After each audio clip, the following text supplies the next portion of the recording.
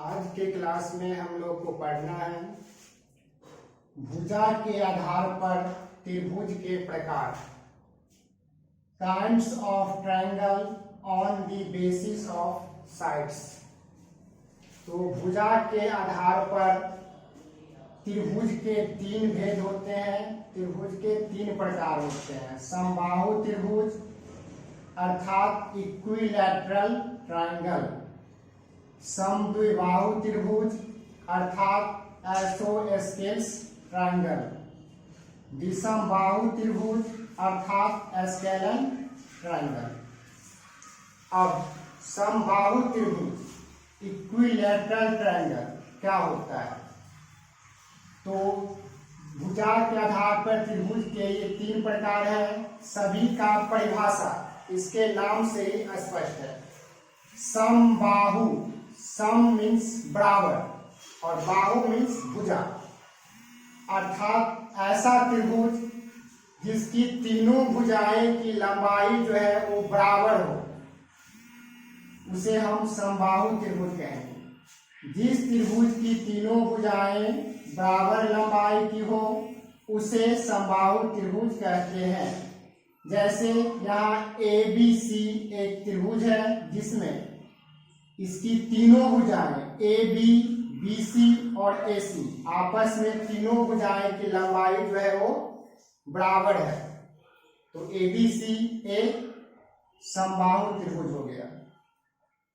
इसके बाद समद्विबाहु त्रिभुज, आइसोस्केलस ट्रायंगल। यहाँ भी सम का मतलब हो गया बराबर, द्वि मीन्स दो और बाहु मीन्स भुजा, अर्थात जिस त्रिभुज की दो भुजाएं बराबर हो, जिस त्रिभुज की दो भुजाएं बराबर लंबाई की हो उसे हम समद्विबाहु त्रिभुज कहते हैं।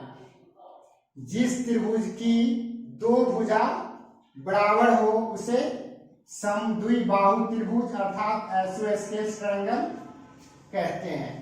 जैसे PQR यहाँ पे एक त्रिभुज है जिसमें भुजाएं PQ और PR दोनों की लंबाई जो है वो बराबर है, तो त्रिभुज PQR एक समद्विबाहु त्रिभुज हो गया। इसके बाद आगे पढ़ना है विषमबाहु त्रिभुज, स्केलन ट्रायंगल। तो विषम का मतलब होता है असमान, यानी जो बराबर नहीं हो, अर्थात जिस त्रिभुज की तीनों भुजाएं में से कोई भी भुजा आपस में एक दूसरे के बराबर नहीं हो, तीनों भुजाएं की लंबाइयां जो है असमान हो, अलग अलग हो, उसे हम समद्विबाहु त्रिभुज कहते हैं।